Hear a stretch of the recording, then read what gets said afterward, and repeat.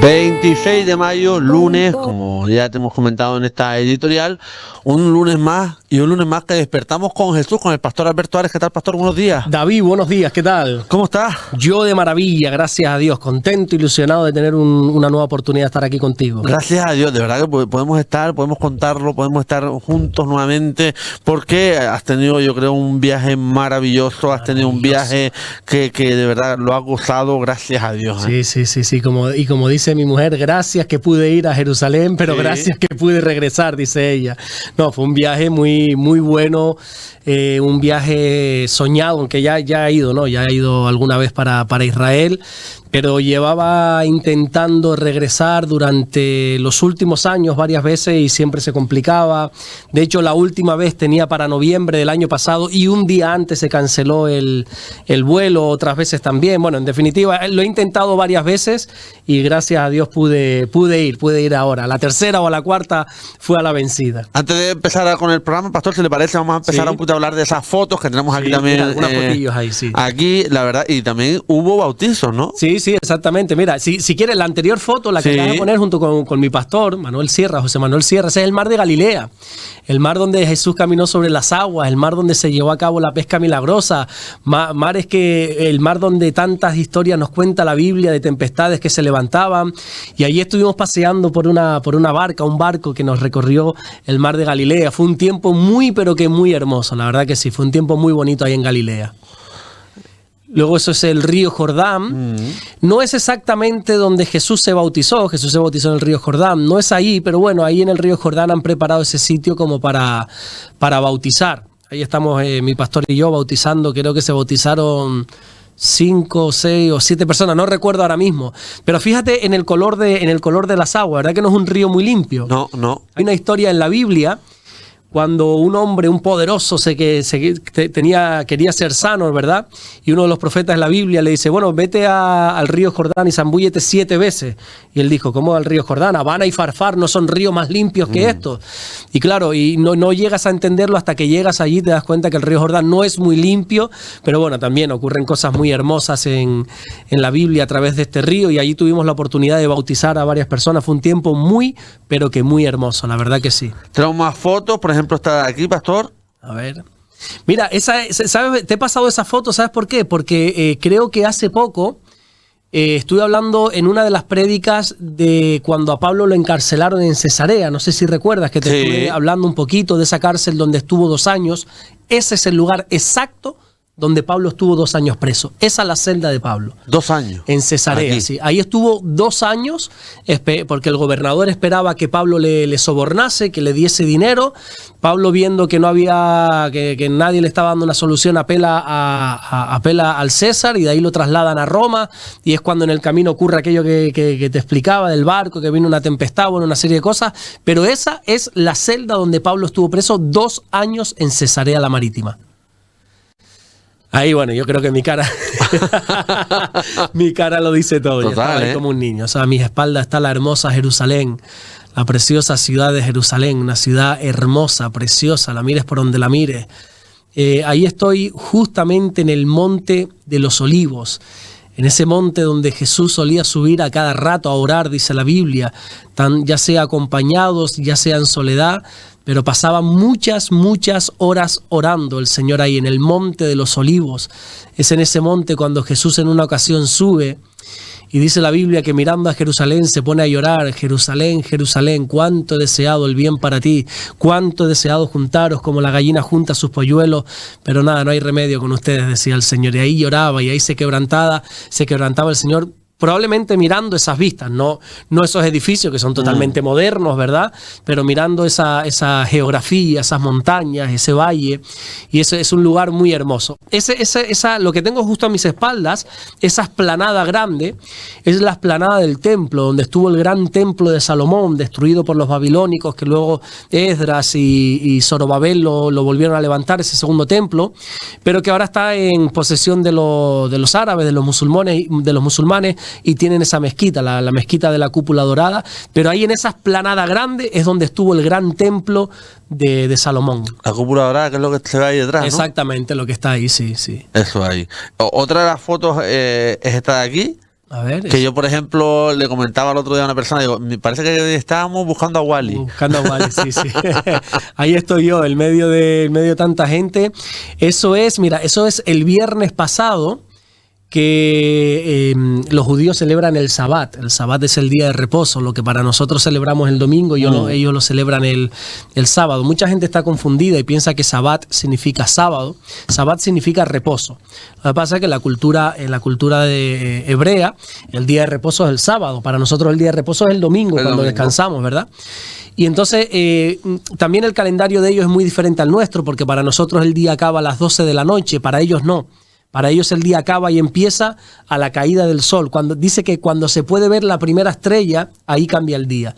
Entonces el viernes por la tarde, en este caso coincidió que era las 7:30 más o menos, bastante tarde para lo normal, cayó, se recibía el Sabbat. Entonces todo el mundo iba, o todo el que pudiese iba ahí al Muro de los Lamentos, que no se llama así, pero bueno, nosotros lo conocemos así como el Muro Occidental, el Muro de las Lamentaciones, y ahí había una fiesta tremenda porque se estaba recibiendo el día de reposo, el día para glorificar y honrar a Dios. Y ahí estoy, en medio de cantidad de jóvenes, cantidad de judíos, luego por otra parte estaban los ortodoxos, ultraortodoxos, todos cantando, adorando y alabando a Dios, y fue un tiempo muy, pero que muy hermoso. Bueno, esta foto de aquí también, Pastor. Sí, en el Muro de los Lamentos. Ese fue el mismo viernes por la tarde-noche, sí, para que veas la cantidad de gente. Y eso es poco. Es verdad que esta vez Sí, eso es poquita gente. La otra vez que fui, años atrás, había mucha más gente. Sí, es verdad que ahora el país, a ver cómo te lo explico. El país está... bueno, ahora te explico eso si quieres. Esta foto es el sitio más especial para mí, de todo Israel. Bueno, de todo el mundo en general. Eso es la tumba del Señor, ese es el sepulcro, esa puertita por donde está saliendo una persona con un vestido rojo, a mi derecha, ahí. Ese es el sepulcro de Jesús, donde metieron al Señor cuando los romanos lo mataron en aquella cruz. Un hombre valiente, José de Arimatea, pidió el cuerpo de Jesús y dice que tenía un sepulcro que nunca había sido utilizado. Y allí lo metió en esa cueva, que tienes una foto de cómo se ve por dentro, no sé si la puedes poner. El vídeo, exactamente.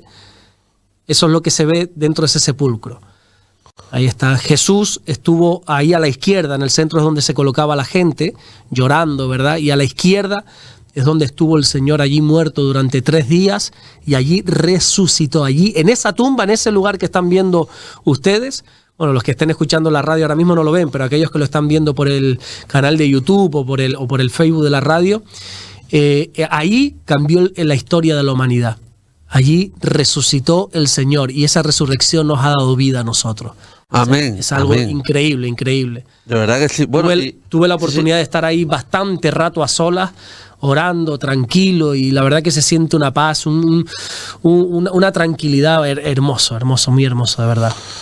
Pastor, se comentaba antes, ¿no? Lo que tiene en la cabeza, para que la gente lo entienda, ¿cómo se llama, Pastor? Eso es lo que se conoce como la kipá. Me lo pongo no porque yo sea judío, ni muchísimo menos. Yo tengo clara mi fe, yo soy cristiano, lo tengo claro.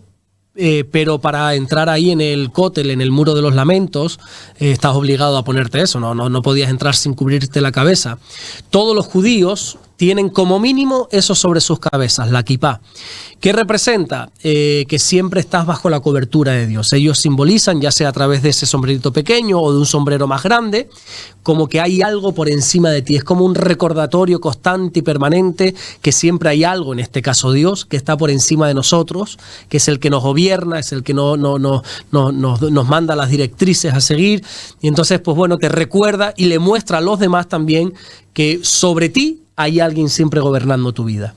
Amén. Bueno, pues si le parece empezamos. Sí, perfecto. Vamos a empezar con uno de los últimos cultos. Exacto. Aquí en la iglesia de Puerto Rosario, 11 de la mañana, Morrojable a las 6, por favor. Exacto. Bueno, como te he estado diciendo, he estado fuera estos días. Me ha coincidido 2 domingos fuera porque el viaje era de lunes a lunes, pero el lunes que salía de Madrid, muy tempranito, tuve que irme el domingo anterior. Bueno, para resumirte, he estado 2 domingos fuera, así que si quieres te comento el último jueves que estuve predicando, miércoles que estuve predicando aquí, que la otra vez también te hablé de Hechos capítulo 15, y tuvimos que cortar porque ya se nos había alargado ya. Nos pegamos aquí 5 horas, ¿verdad? Hablando prácticamente. Pero bueno, en Hechos capítulo 15, recordemos que esto se conoce como el Concilio de Jerusalén. empiezan a haber problemas, la iglesia crece muchísimo en número, en madurez, crece, ya son miles y miles y miles de creyentes por muchas partes del mundo, pero con ese crecimiento también vienen los problemas, eso es inevitable. Y en Antioquía, un sitio donde estaba Pablo y Bernabé, pues empezaron a meter falsas enseñanzas, unos que venían de Judea, supuestamente enviados por la iglesia, todo mentira. Venían a enseñar que había que circuncidarse, que había que guardar la ley de Moisés, y Pablo y Bernabé, discutiendo fuertemente con ellos, dijeron: esto no se puede enseñar aquí, esto es mentira. Bueno, en resumen, se llevó a cabo en Jerusalén un concilio para ver qué respuesta le damos a esto, porque esto está proliferando, esto está creciendo, esta falsa enseñanza de que se tienen que circuncidar, de que hay que añadir obras a la gracia, a la obra de Jesús. Y entonces la iglesia se reúne Jacobo, que es el pastor de la iglesia de Jerusalén, allí se reúnen todos los apóstoles, los discípulos, miles y miles de creyentes, y allí se determina qué hacer. Y la determinación fue sencilla: que no se inquieta a los gentiles. Que a los gentiles todo aquel que no es judío. No estéis poniendo cargas sobre ellos. No, ya Jesús ya lo hizo todo en la cruz. No hace falta circuncidarse, no hace falta guardar la ley, no hace falta nada. Ya Jesús lo hizo todo, y eso es lo que se llama gracia. Entonces la iglesia determina que vivamos por fe, por la gracia de Jesús, de que la salvación es solo por gracia, no por obras para que nadie se gloríe. Enseñaría más adelante Pablo en una de sus cartas. La salvación es por gracia. Si tú te circuncidas, eso no sirve de nada. Si tú, los judíos es que tienen una cantidad de ritos, David, que no te lo puedes ni imaginar. Ellos se lavan las manos no sé cuántas veces. Bueno, tienen que hacer un sinfín de rituales. Y entonces la iglesia llega a la conclusión de que todo eso es en vano, todo eso no sirve de nada en cuanto a la salvación. La salvación es únicamente por gracia. Ahora bien, hay tres cosas que sí hay que hacer, no para ser salvos, sino para poder caminar correctamente en la vida cristiana. Primero, que nos apartemos de fornicación. Ese es el concilio que se llegó en Jerusalén, Hechos capítulo 15. Apartarnos de todo lo que tenga que ver fornicación. Fornicación es deseo, ¿cómo se dice? Se me fue ahora mismo. Fornicación es todo lo que tiene que ver desorden, esa es la palabra, desorden sexual.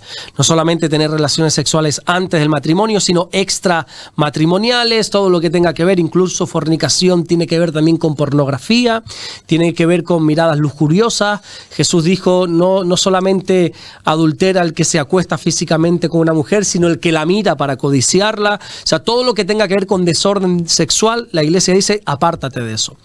Luego, la segunda conclusión que llegan es: apártate de todo lo que tenga que ver con la idolatría. Todo lo que sea idolatría, apártate, rechaza por completo la idolatría. Y lo tercero y más curioso, que creo que te lo dije la semana pasada, es: absténganse de comer sangre. La sangre no se puede tomar. Ya, yo sé que hay gente, como decíamos la semana pasada o la anterior, no recuerdo ahora, que come morcilla y que le gusta la sangre. Pues a mí lo que hagan los demás me parece estupendo, pero yo entiendo que la Biblia dice no una, sino dos veces en este capítulo, de Hechos capítulo 15, que no se puede comer sangre. Todo esto tiene una explicación. La explicación, no sé si te la di, lo siento si te aburro y te digo lo mismo, pero para que quede claro. Partir de que yo no voy a condenar a nadie. Yo, por ejemplo, si tú y yo nos sentamos a comer juntos y yo te veo comiendo sangre, yo no te voy a condenar. Probablemente te diga algo, ¿no? Te diga, sabes que la Biblia dice esto y aquello, ¿no? Porque creo que estoy llamado a eso, creo que estoy llamado a predicar, no a condenar. Entonces yo te enseñaría lo que la Biblia dice, pero si tú quieres seguir comiendo sangre, pues come tú lo que bien te apetezca, ¿no? Pero todo me es lícito, pero no todo me conviene, creo yo, ¿verdad? Total. Porque yo sé que hay gente que me dice: es que yo no comparto eso, a mí me gusta la sangre. Pues chico, coma usted lo que quiera, no te preocupes, que por eso no te vas a ir al infierno. Ya te lo digo yo, si te comes una morcillita, no te vas a ir al infierno, pero creo que si Dios lo ha puesto en su palabra, por algo es. Y tiene una explicación, más allá de que sea pecado o no, eso es una bobería. La explicación es que gran parte de la iglesia en aquel entonces provenía del judaísmo. Igual que, por ejemplo, aquí en España podemos decir que todos, no todos, la gran mayoría de los que hoy somos cristianos seguramente provenimos del catolicismo. Muchos de nosotros tenemos raíces católicas. Nuestros padres nos educaron en el catolicismo. Muchos de nosotros, yo por ejemplo, hice la comunión. Siempre estuve interesado en las cosas de Dios. Yo desde pequeño he sabido que yo tengo algo con Dios y cómo Dios siempre me ha estado llamando y llevando, a pesar de que en un tiempo, en mi juventud, estuve caminando en el catolicismo. Todos provenimos de ahí. Y la iglesia primitiva, que así se le conoce, esta iglesia de Hechos capítulo 15, tenía sus orígenes en el judaísmo. No nos olvidemos que Jesús era judío. Jesús no era cristiano. Jesús no era católico, ni testigo de Jehová, ni nada. Jesús era judío. Eso lo tenemos que tener claro. Y vivió como judío. De hecho, en la Biblia, en alguna ocasión, se le llamaba a él raboni, rabino, maestro. Era un maestro del judaísmo. Hay una parte en la Biblia, me estoy yendo mucho, pero ahora cogemos otra vez el camino central. Hay una parte en la Biblia donde dice que en una de las sinagogas, que Jesús iba como de costumbre, Jesús se congregaba todos los sábados en la sinagoga, se le dio a leer la Torá, se le dio a leer la palabra de Dios, que es cuando él dice que puesto en pie, leyó y casualmente le tocó leer esa profecía del Espíritu de Dios está sobre mí por cuanto me ha ungido para dar buenas noticias a los pobres, etcétera, etcétera, etcétera.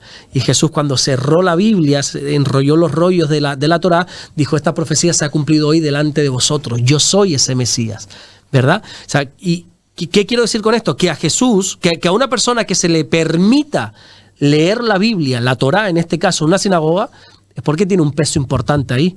Tú o yo vamos a una sinagoga, bueno, es que no es que no se nos deje leer, es que no se nos deja ni hablar.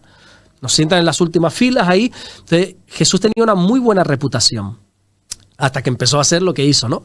Él venía del judaísmo y la iglesia tiene sus raíces en el judaísmo. Todos los apóstoles venían del judaísmo, todos los escritores, salvo Lucas, vienen del judaísmo. Entonces en el judaísmo estaba totalmente prohibido consumir sangre. Entonces que una persona consumiese sangre era visto como una abominación, era un acto totalmente impuro. Entonces Jacobo, como pastor de la iglesia, que lo que busca un pastor siempre es la unidad, es la reconciliación, es la paz, yo creo que es por ese motivo que dice que todo el mundo no tenga fornicación, no tenga idolatría y que no coma sangre. Estas dos cosas tienen que ver por pecado, esta última cosa de la sangre tiene que ver por el amor, por unidad. Porque si tú comes sangre, está haciendo de tropiezo a este judío que todavía tiene raíces en el judaísmo, todavía está intentando cambiar su mentalidad, está intentando entender que ahora es todo por gracia y no por obras, así que no seas de tropiezo. La Biblia dice que no podemos poner tropiezos a los demás. Por ejemplo, ¿beber alcohol es malo? Te pregunto. ¿Qué crees que dice la Biblia? Yo creo que no, lo que es malo es emborracharse, ¿no? Literalmente dice eso la Biblia. No os embriaguéis. Lo puedes beber, yo en mi caso no bebo. No bebo ni cerveza ni alcohol. No bebo porque no me gusta. Mucha gente me dice, que como eres pastor, como eres cristiano. No, es que no me gusta, no me llama la atención. Pero la Biblia no prohíbe beber alcohol, lo que prohíbe es emborracharse. Ahora bien, Pablo nos dice en una de sus cartas, el apóstol Pablo, que si tú te sientas con una persona que sabes que su debilidad es el alcohol, no bebas alcohol. No, pero es que beber no es malo, yo puedo, sí, pero si este vaso de vino, esta cerveza, va a ser piedra de tropiezo para el otro, no lo hagas. Entonces lo de la sangre tiene que ver con la unidad, con el amor, porque si los gentiles empezaban a comer sangre, que no es pecado, van a ser piedra de tropiezo para los demás. Y nosotros estamos llamados, como dice la Biblia, a que todo lo que hagamos sea para edificación. Hay cosas, David, que no son pecado, pero que no debemos hacerlas. ¿Por qué? Porque eso puede molestar a los demás. Eso puede ser piedra de tropiezo para los demás. Por ejemplo, yo le digo mucho a los jóvenes, ¿ver la tele 5 horas al día es pecado? ¿O estar con el móvil 5 horas al día es pecado? No, pero no te conviene.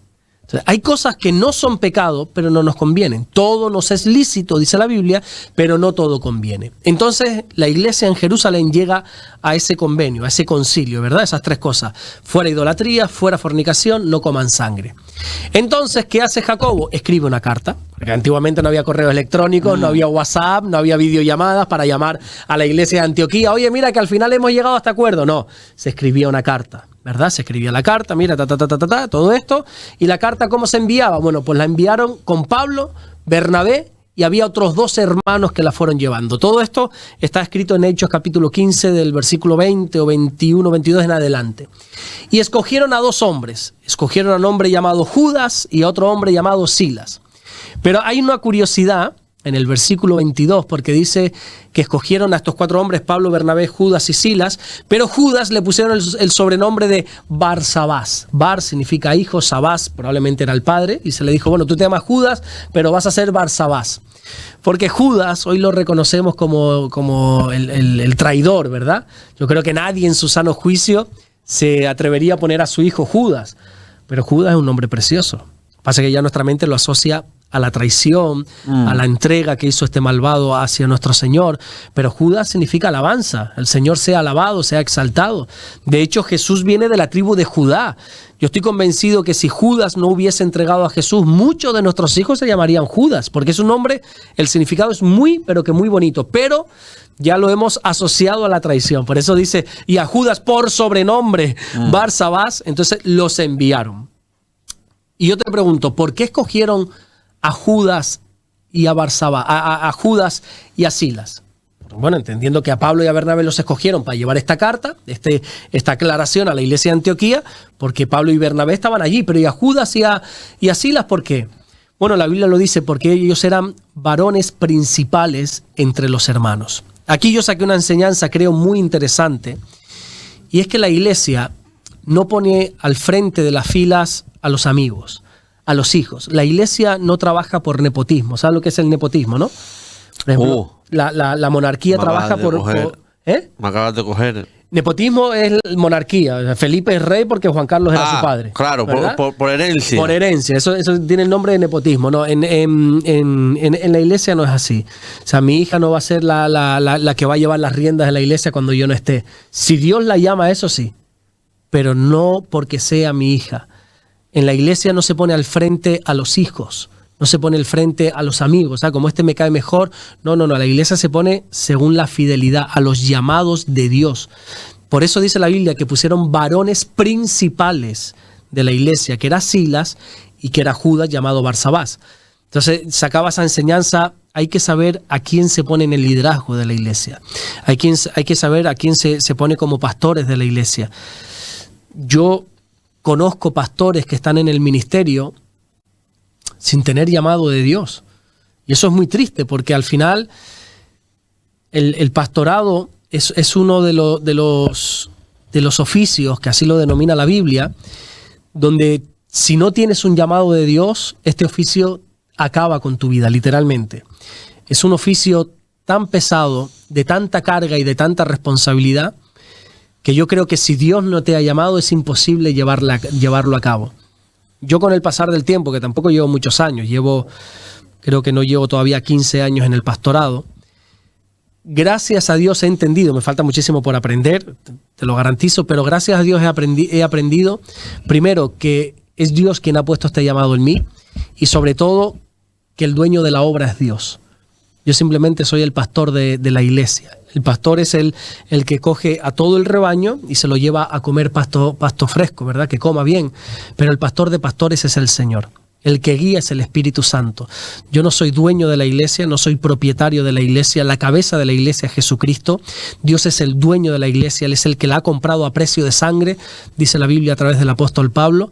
Y yo simplemente soy un mero servidor de Dios, que en este caso Dios me ha puesto por obispo, Dios me ha puesto por pastor para cuidar la grey de Dios, como dice la Biblia, pero mi responsabilidad no es otra salvo pastorear.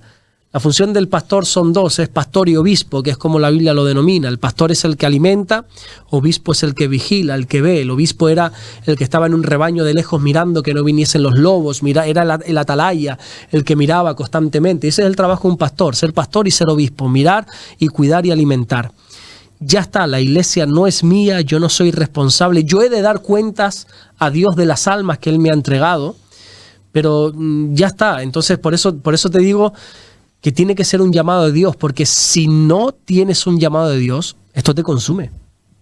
Porque el pastor no descansa, el pastor no es un funcionario que trabaje de 8 a 4, es un trabajo 24 horas, 365 días. Yo estaba por ejemplo, ahora en Israel, y en mi mente todo el rato, ahora tenemos culto, ahora tenemos un grupo de hogar, ahora tenemos esto, siempre pensando, no llego a desconectar, todavía no he llegado a ese nivel de poder desconectar. No sé si algún día Dios me dará la capacidad de hacerlo, pero lo que te digo es que para poner a alguien en el frente de una iglesia hay varios requisitos. Por ejemplo, Pablo dice, no pongas a un neófito, a uno que no entienda de Biblia, pero por amiguismo esto no sirve. Pusieron a Silas y a Judas por el tema de que ellos eran principales entre los hermanos.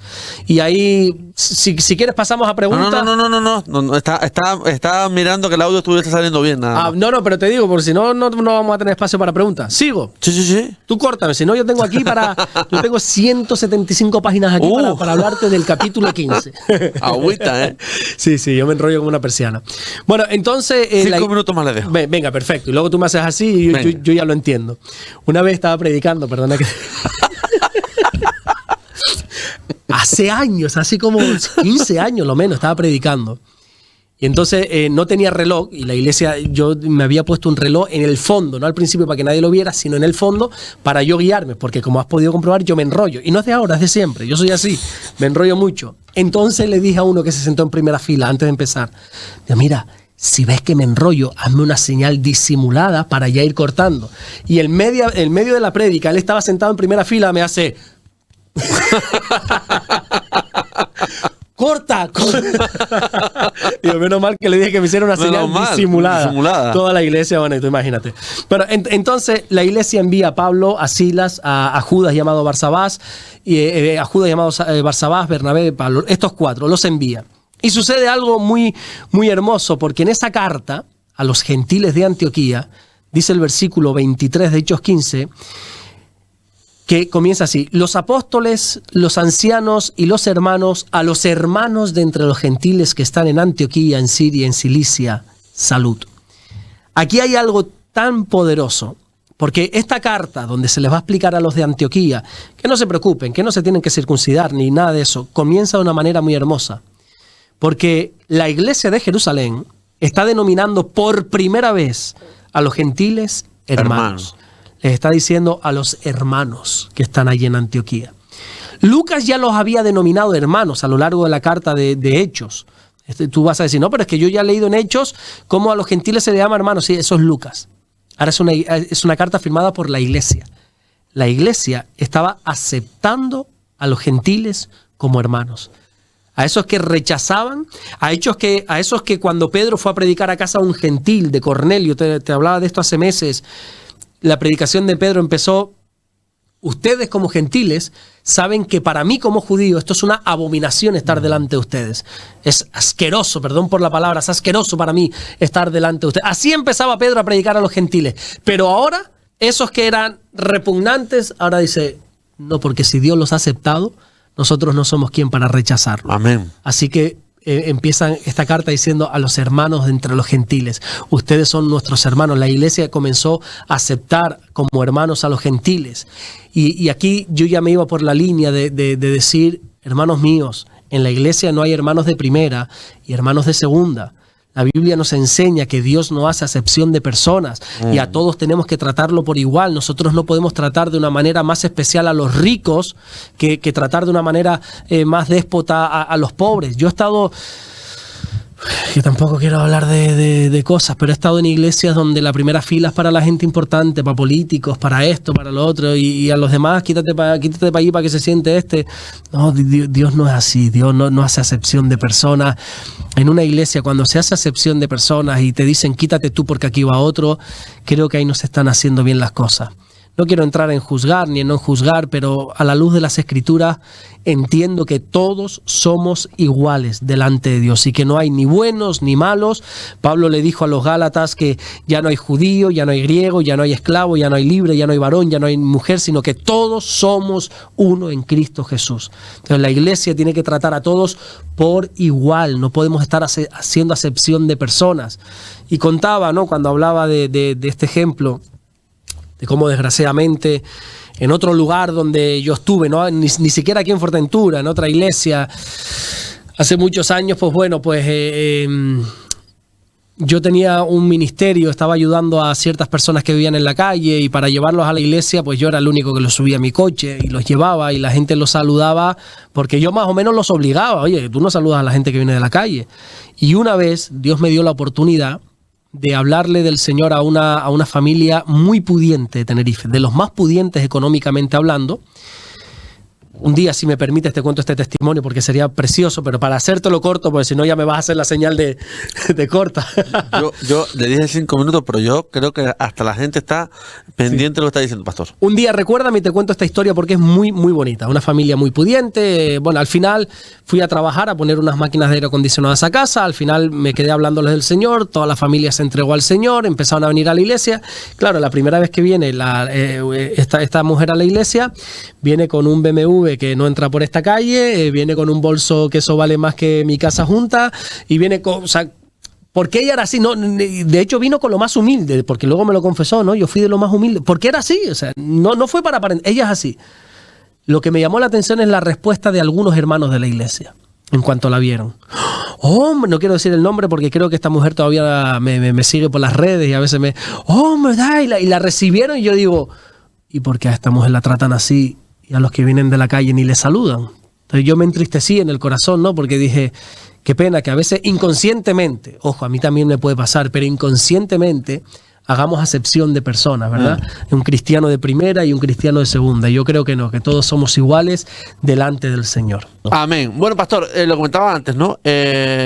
El trabajo, la esclavitud del siglo XXI, lo pregunto sobre todo por el tema de que la gente a lo mejor no le gusta ciertos trabajos y demás. Yo soy un privilegiado, yo lo digo sinceramente. Yo vengo aquí, hago mi trabajo y además es que me encanta.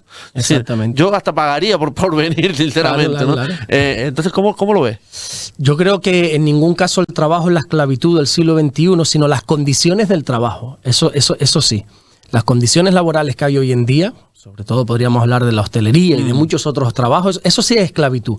Pero el trabajo es honroso. El trabajo, incluso algunos cristianos, no me digas por qué, piensan que el trabajo es una maldición.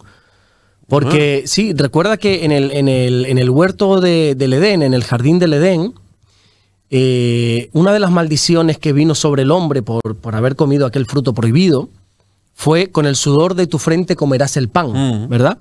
Y la gente dice, Dios maldijo al hombre con el trabajo. No, señores. Antes de la caída en pecado, dice la Biblia que Dios creó a Adán y lo puso en el huerto para que lo guardase y para que lo labrase. El trabajo es una bendición. El trabajo es algo donde el hombre, donde la mujer nos desarrollamos, donde no entramos en ociosidad. La Biblia habla muy mal de la ociosidad, de los gandules, de los vagos, de los ociosos, de los que no quieren hacer nada. La Biblia incluso habla de que el ocioso es el que vive una vida desordenada.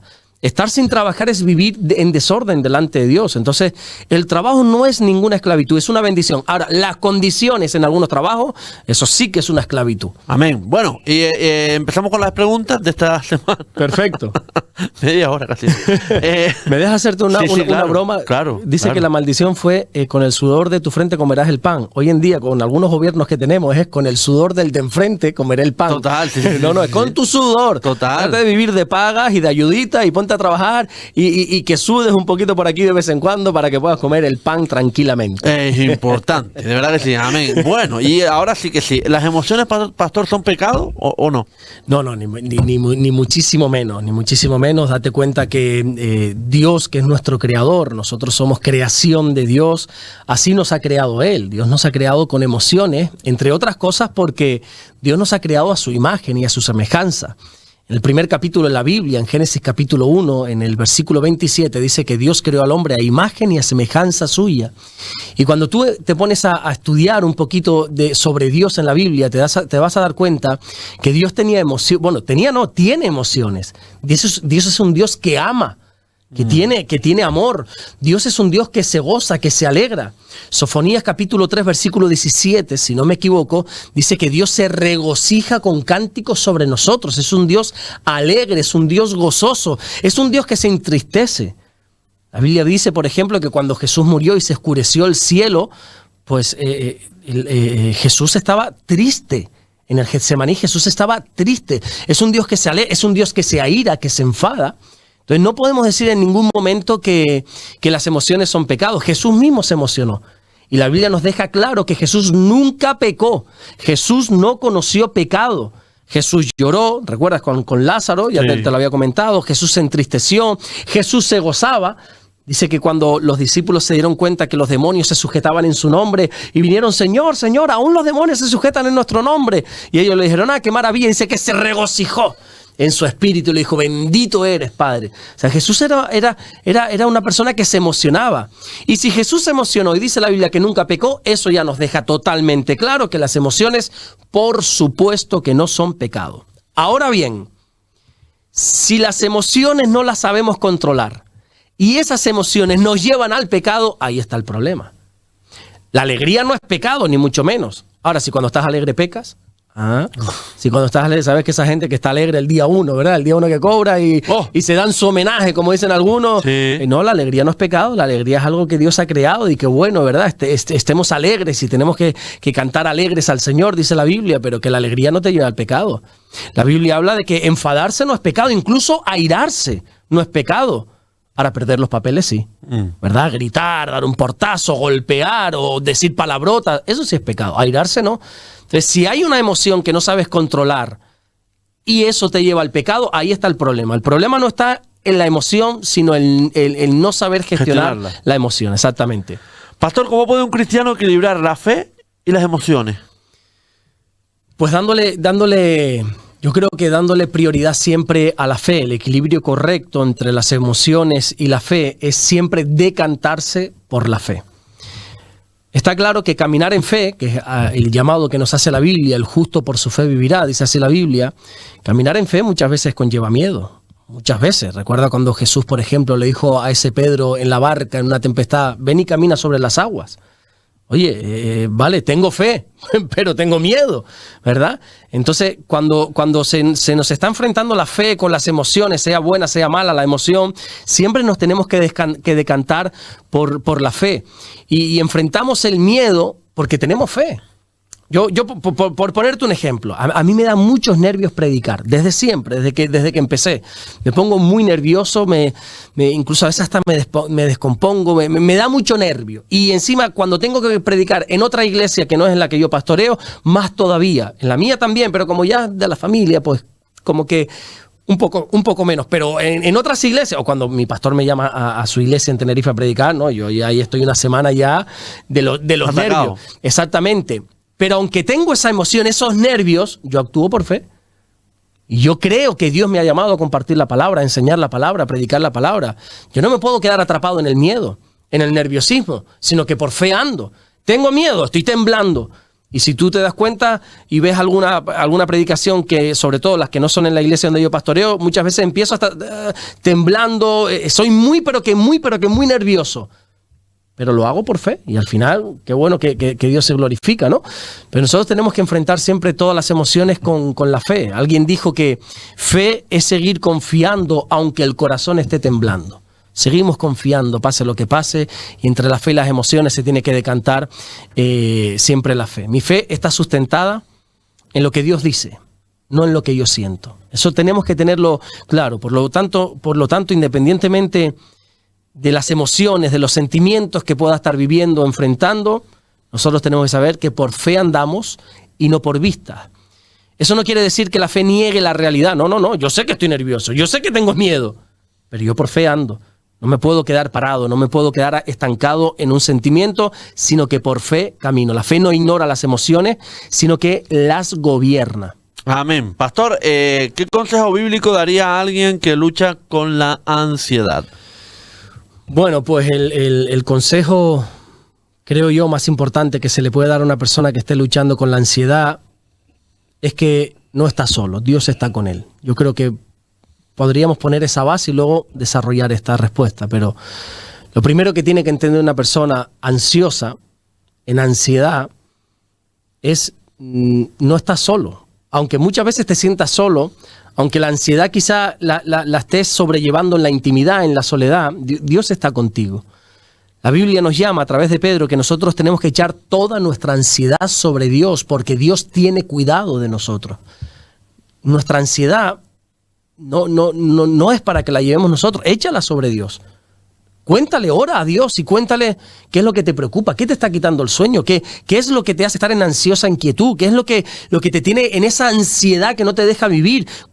Echa a Dios toda ansiedad. Pedro no dice, bueno, echa sobre Dios algo aparte de tu ansiedad. No, toda vuestra ansiedad sea echada sobre Dios y tenemos que aprender a derivarla, ¿verdad? Y por otra parte, entender que creo que lo citaba al principio de la entrevista, el Salmo 23, el Señor es mi pastor, nada me faltará. O sea, tengo que entender, Dios es mi pastor. No me puedo preocupar tanto porque nada me va a faltar. Lo único que tengo que preocuparme es en estar bien con Dios. Y estando bien con Dios, es que no me va a faltar absolutamente nada. También es cierto que en algunos casos o en muchos casos es bueno pedir ayuda, ¿vale? Porque la ansiedad cuando la llevas tú solo, a veces te cuesta, ¿verdad? Ya no sabes ni cómo orar, te sientes incluso culpable o indigno de ir a la presencia de Dios. Entonces sería bueno pedir ayuda, sobre todo pedir ayuda en oración. La Biblia dice que si alguno está enfermo entre nosotros, tenemos que buscar a algún anciano entre la iglesia para que ore por nosotros. Oye, decirle al pastor, algún anciano de la iglesia, algún líder de la iglesia, mira, me está pasando esto, necesito ayuda en oración, incluso en profesionales también, no sé, yo nunca he acudido, desde que estoy en el Señor, nunca he acudido a un psicólogo, pero no digo ni muchísimo menos que esté mal. A veces es bueno también pedir ayuda, pero entendiendo que la ayuda y la sanidad va a venir por parte de Dios. Y Dios les dijo eso porque sabe perfectamente que en el corazón del ser humano nos atrae lo malo, nos atraen las cosas prohibidas. Las cosas prohibidas atraen, ¿verdad que sí? Solo hace falta que nos digan, no. Eso no, los ojos se nos van detrás de eso. Sobre la marcha. Es así, es que es el corazón del hombre. Así somos, todas las personas. Naturaleza pecaminosa. Exactamente, por eso Dios les dice, les voy a bendecir, les voy a meter en la tierra prometida, les voy a introducir en un sitio maravilloso, pero cuídense de no imitar lo malo. Lo prohibido atrae, porque así es el corazón, se inclina hacia lo malo, se inclina hacia lo prohibido. Por ejemplo, Dios coloca a Adán y Eva en un huerto que mucha gente piensa que era pequeñito. El huerto del Edén, el jardín del Edén era inmenso. La Biblia da los parámetros, los límites de ese huerto, era inmenso. Y les dice, de todo árbol del huerto podéis comer. ¿Cuántos árboles podría haber ahí? Pues no sé, no tengo ni la más remota idea de cuántos árboles, pero cientos o miles de árboles que daban fruto había allí seguro. Y Dios le dice, mira, ¿ves todos estos manjares? Puedes comer de todo, menos de este. Ese es el que fue. Tú mismo lo has dicho. Claro. Ese es el que fueron. Enseguidita, o sea, Dios dice en el capítulo 2, de este no, y en el capítulo 3 está Adán y Eva comiendo aquella manzana, plátano, lo que quiera que fuera, no se sabe, de aquel fruto prohibido. Porque lo prohibido nos llama la atención. Isaac, que es el padre de Jacob y de Esaú, solo le da una ordenanza a su hijo, a Esaú en este caso. Le dice, mira Esaú, cásate con quien te dé la gana. Tú ya eres mayorcito, cásate con quien te dé la gana. Pero por favor te digo una cosa, te pido una cosa, no te cases con una mujer cananea. Y traga atrás.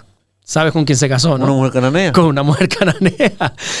Cuando Dios quiere liberar a su pueblo de Sodoma y Gomorra, bueno, a su pueblo, en este caso una familia, Lot, su mujer, los hijos, de Sodoma y Gomorra, les dice, mira, yo les voy a sacar, huyan, pero solo les pido una cosa. No miren atrás. No miren atrás. ¿A dónde miró la mujer? Atrás. Atrás. Chico, tienes para mirar al frente, a la derecha, arriba, abajo, a la izquierda, a todos sitios. Solo tenías una prohibición. No mires atrás. ¿A dónde se fueron los ojos? Hacia atrás. Dios le dice a su pueblo, no se hagan ídolos. ¿Qué hace el pueblo ante el primer contratiempo? Funden el oro y se hacen un becerro de oro y se hacen un ídolo. ¿Qué sé yo? Dios, un becerro de oro. Imagínate, ¿no? Dios le da la orden a su pueblo, no se junten con naciones paganas. ¿Qué hizo? ¿En quién se encaprichó Sansón? En una pagana, en una filistea. Es que así te podría poner tantos ejemplos de Dios dice, haz lo que quieras menos esto, y ¿qué acaba haciendo el hombre? Eso, porque al final, esta es la gran lucha que nosotros los creyentes tenemos, que es mantenernos firmes en lo que Dios nos ha pedido cuando el mundo lo aprueba y lo practica. Esa es la lucha. O sea, la lucha no solamente la tengo en obedecer a Dios siempre, tengo que obedecer a Dios, sino que la lucha está en no ceder a este mundo que dice lo contrario a lo que dice Dios. Dios dice no a esto, pero el mundo no es que no le diga que no, es que le dice que sí, y encima lo practica, encima lo tolera, y encima lo promueve, y encima hace de todo para que acabes consumiendo ese tipo de cosas. Y luchamos no solamente ya con nuestras tentaciones, con nuestro pecado, sino con la presión que el mundo ejerce sobre cada uno de nosotros. Por ponerte un ejemplo, que es en lo que me basé el domingo. Dios le dice algo muy claramente a su pueblo. Mira, cuando ustedes entran en la tierra prometida, les dice que ni se les ocurra que un hijo suyo sea pasado por fuego. ¿Sabes lo que significa esto? En las culturas paganas de aquel tiempo, había una práctica demoníaca totalmente, que era que los pueblos de aquel tiempo pensaban que a sus dioses, en este caso a un dios llamado Moloch, se le agradaba ofreciendo a su primer hijo, al primogénito, que así se conoce, ¿no? El primer hijo, al primogénito. Y lo que hacían los padres era sacrificar a sus hijos. Escuchemos lo que te estoy diciendo.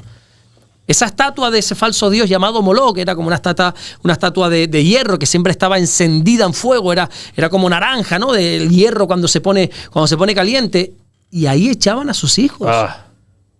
Creyendo encima, David, que eso estaba agradando a ese Dios suyo.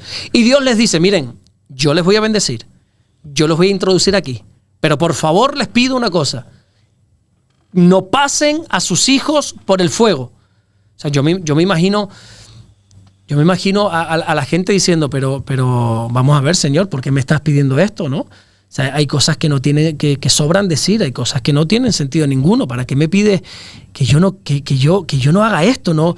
Bueno, es que Dios sabe que cuando tú ves algo constantemente, de una forma continuada, al final lo puedes acabar normalizando. Lo que hoy tú llamas locura, disparate, yo eso nunca lo haría. Como tú convivas con eso un tiempo y veas que los demás lo hacen, lo normaliza. Lo acabas normalizando, y lo que se normaliza se acaba practicando. Ese es el problema. Yo me imagino al pueblo de Dios recibiendo esta ordenanza. No pases a tus hijos por fuego, como diciendo, Señor, ¿qué locura es esta que me estás diciendo? No tiene ni pies ni cabeza. No sé por qué me pides esto. ¿Sabes qué sucedió con el pasar del tiempo, no? Encontramos, en este caso, por ejemplo, a un rey, el rey Acaz, que mandó a su hijo a esta estatua. Más adelante encontramos, aparte del pueblo, quemando a sus hijos en esta estatua. Más adelante encontramos a otro rey llamado Manasés quemando a su hijo en esta estatua. Y lo que el pueblo vio como una locura años atrás, ahora lo estaba cometiendo. Porque el ser humano tiene la capacidad de acostumbrarse absolutamente a todo. Y hoy podemos decir, esto nunca lo haré, pero como sigamos así, nos acabamos acostumbrando. Yo ponía un ejemplo y yo decía, nosotros aquí los canarios, los latinos, nosotros no se nos ocurriría, ¿verdad? Poder vivir a 0 grados. A veces cuando he ido a Madrid en invierno y veo ese frío, ¿verdad? Yo a veces en Bruselas, una vez llegué a estar en menos 7 grados en Bruselas. Yo lo pasé más mal, David. No, yo lo pasé mal un año en Fitur, menos 1 grado, y me quedé asombrado. Es incomodísimo. Pero sin embargo, el hermano que estaba allí, Humberto, que desde aquí le mando un saludo, un hermano al que quiero cantidad, el hermano que lo vea normal. Pero no es que era normal, es que estaba con un suetito como tú y yo estamos aquí en verano y con una camisa de botones abierta hasta aquí. Yo le decía, Humberto, ¿tú no tienes frío? Dice, no, para mí esto es normal. Y yo tenía camisilla, camisa, chaqueta, suéter, chaquetón, camisa de, ¿cómo se llama? Camisilla de esta de térmica, de todo. Y estaba congelado hasta los huesos. Los huesos me estaba tiritando y este hermano ya estaba acostumbrado al frío. Yo decía que hay una parte en el mundo, en Siberia concretamente, hay un pueblo en Siberia donde se vive a menos 60 grados. Y la gente está acostumbrada. Pero es que luego hay una parte en Etiopía, un desierto, donde allí vive mucha gente, donde la temperatura media es 55 grados. Y la gente se acostumbra a eso.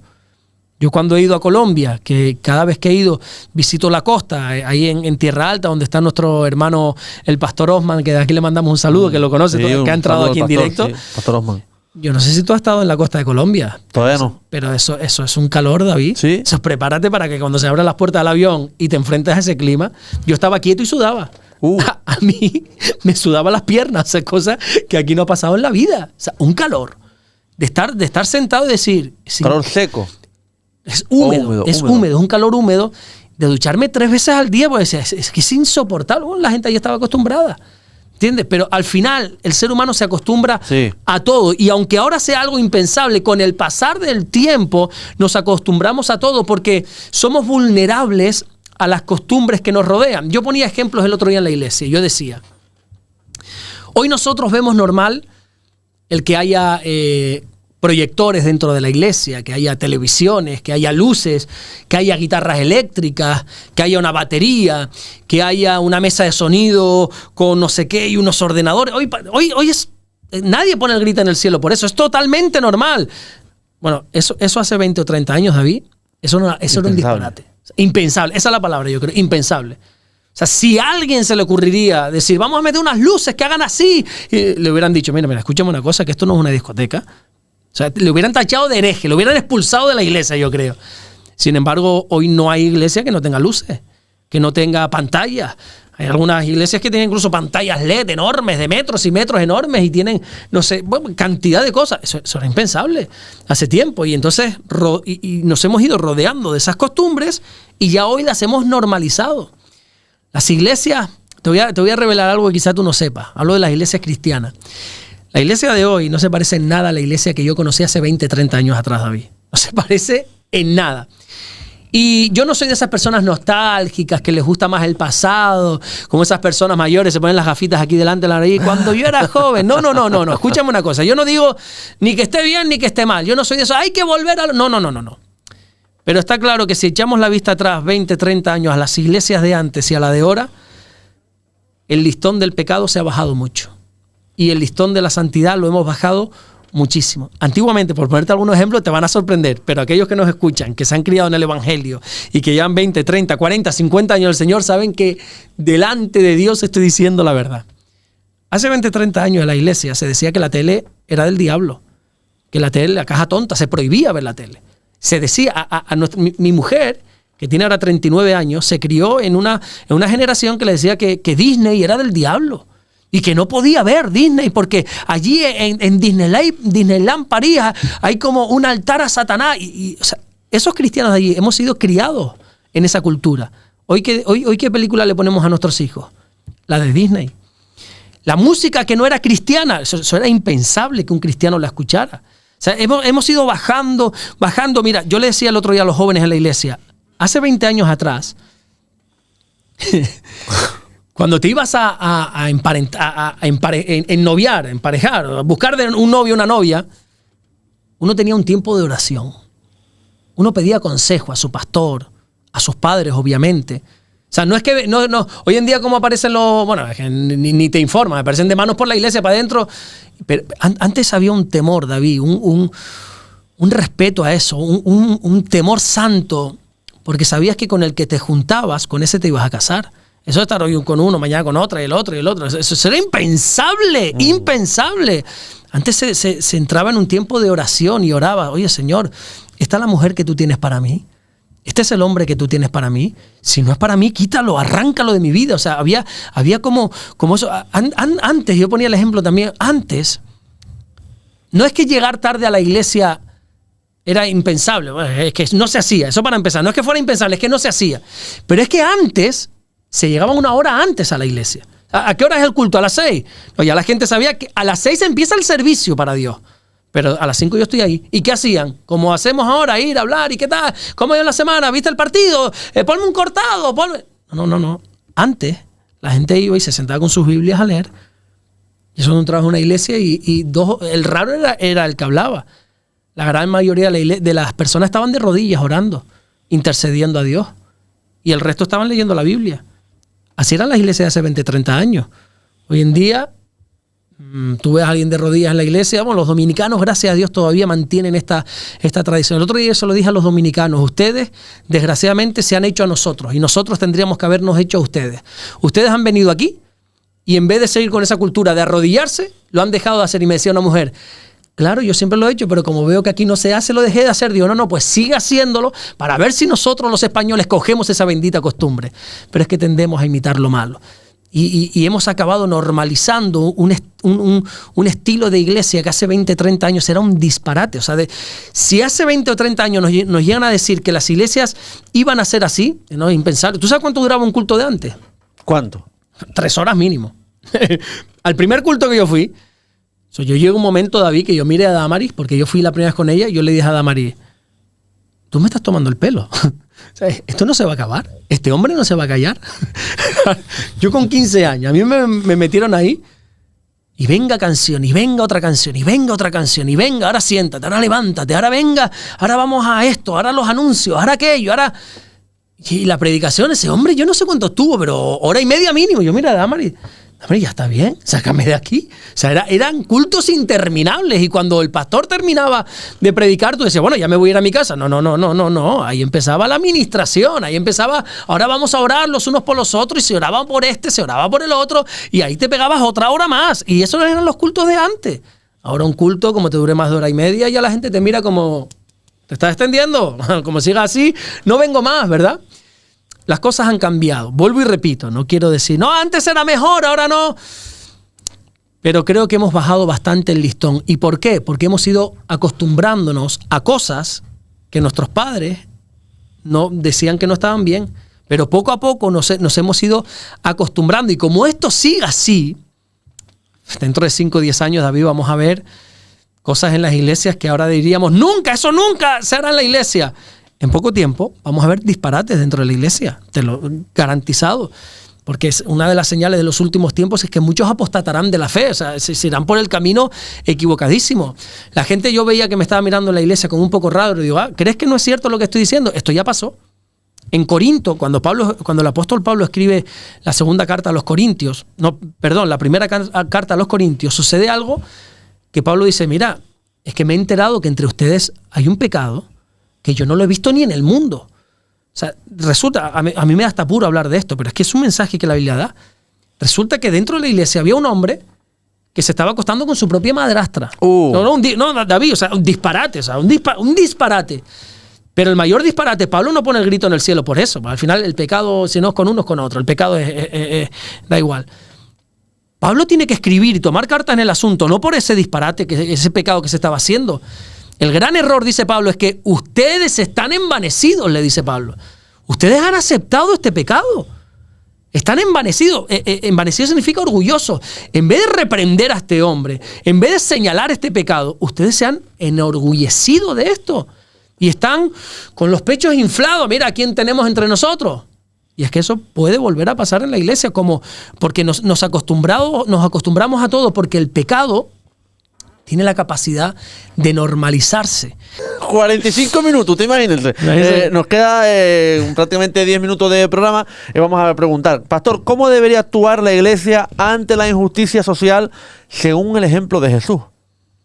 Bueno, una muy interesante pregunta, pero creo que lo primero sería preguntarnos, bueno, ¿y cómo obró Jesús?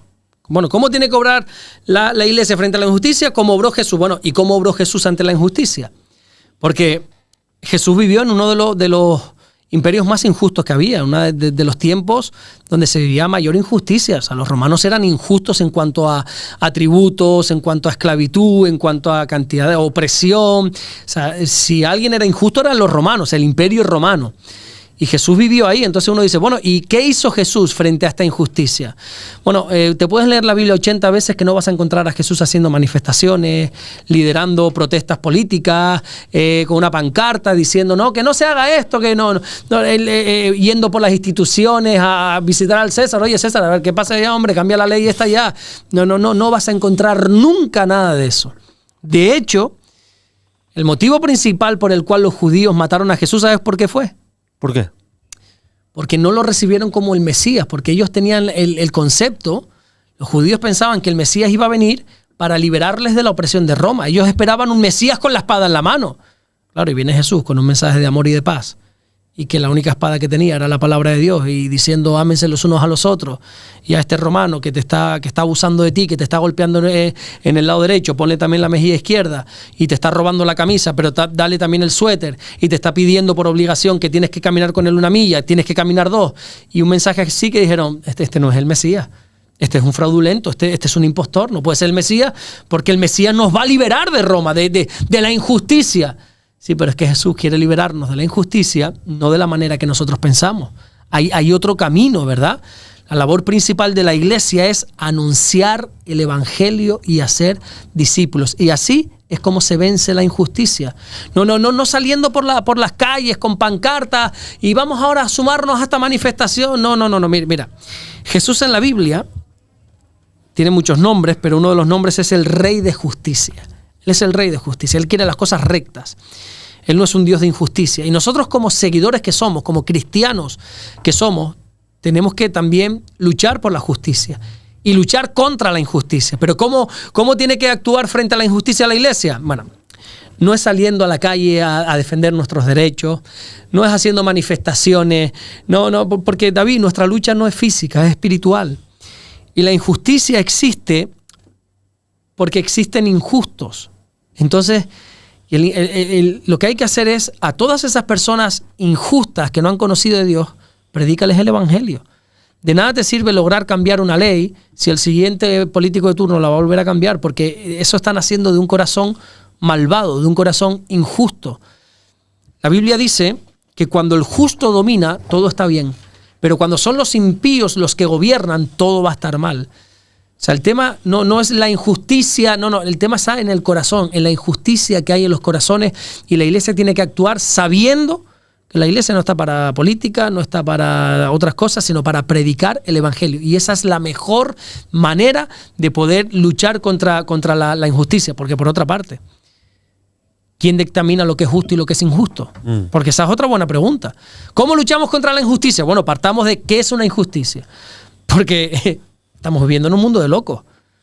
Hoy es justo que el ocupa tenga más derechos que el propietario de la casa, por ejemplo. Sí. ¿Tú me vas a decir que eso es justicia? Eso no es justicia, eso es una incoherencia. Entonces, ¿y quién dictamina lo que es justo y lo que es injusto? Eso es importante, ¿verdad? Yo creo que la única manera de acabar con la injusticia, yo lo tengo claro, es predicando el evangelio y haciendo que toda rodilla se doble delante de Jesús. Amén. Pastor, ¿qué le diría a un joven que cree en Jesús, pero que no cree o no confía en la iglesia? Bueno, pues creo que ese joven tendrá sus motivos para no creer, no confiar en la iglesia. Lo primero que le diría es, bueno, puede ser que te entienda, puede ser que te entiendo, no te voy a condenar, no te voy a señalar, puedo entender tu dolor, tu frustración, tu desilusión, no sé de dónde ha venido, pero lo puedo llegar a entender, pero también le digo que eso no puede ser.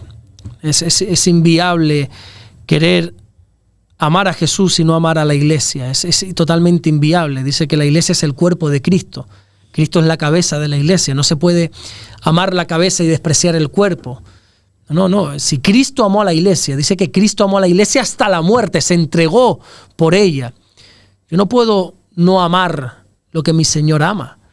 Entonces, puedo llegar a entender, porque dentro de la iglesia, pues bueno, pues no todo es perfecto, evidentemente, y no todo es perfecto porque la iglesia está compuesta por personas pecadoras, por personas dañadas, por personas con una identidad deformada desde Adán, como te decía antes, ¿no? Estamos en un proceso de restauración, sí. Estamos en ese camino a la tierra prometida, no somos perfectos. Aquí no hay varón perfecto, el único varón perfecto es Jesús. Que algunos se pinten de perfectos y de santos es su problema. Yo tengo claro, y la iglesia que yo pastoreo tiene claro que su pastor no es perfecto. Yo no soy de esos pastores que no, yo soy perfecto. No, ni mucho menos. Tu pastor tiene más errores que tú probablemente. Pero estamos luchando contra ellos. No hemos tirado la toalla. Amén. Seguimos trabajando, seguimos luchando. Entonces, a esos jóvenes que no creen en la iglesia por motivos el que sea, le diría que tiene que trabajar en eso. Tiene que amarla, sí o sí. Tiene que amar la iglesia, sí o sí tiene que amar la iglesia. Hay un versículo que me gusta mucho, creo que está en la carta que Pablo le escribe a Tito, que dice: Tito, por este motivo te dejé en Creta, para que corrijas lo deficiente. O sea, ya la Biblia nos presenta que la iglesia tiene cosas deficientes. La iglesia, pero tiene cosas deficientes por nosotros. La cabeza es santa, es perfecta, que es Cristo. Pero nosotros lo estropeamos todo. Donde el ser humano pone la mano, lo estropea todo. Sí. ¿Es o no es? Sí, es así. Entonces la iglesia tiene defectos, pero que estamos en ese proceso de restauración, de planchado y de lavado. Cristo va a venir a por una iglesia santa, limpia, sin arruga, pero estamos en ese proceso. Todavía no somos perfectos, ni santos, ni sin arruga. Estamos en ello. Estamos en ello.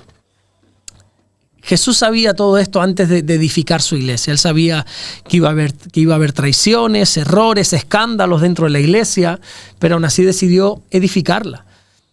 La iglesia no es el plan B de Dios, sigue siendo el plan A de Él. Dios sigue moviéndose a través de su iglesia. El plan de salvación es a través de Jesús moviéndose en la iglesia. O sea, a ese joven le diría: puedo llegar a entender tu desilusión con alguna persona, con algún hermano, con alguna institución, con alguna congregación en particular, pero tienes que amar lo que el Señor ama, y lo que el Señor ama es su iglesia. Amén. Pastor, una de las últimas preguntas, ¿cómo puede un joven mantener su fe en un mundo tan lleno de distracciones y de dudas? Bueno, una buena pregunta que no solamente haces tú, sino que ya desde la antigüedad el salmista también hizo esta misma pregunta que tú me estás haciendo. En el Salmo 119, versículo 9, el salmista dijo, ¿con qué limpiará el joven su camino? Y la respuesta es con guardar su palabra. ¿Cómo un joven se puede mantener firme en su fe en este mundo tan distraído?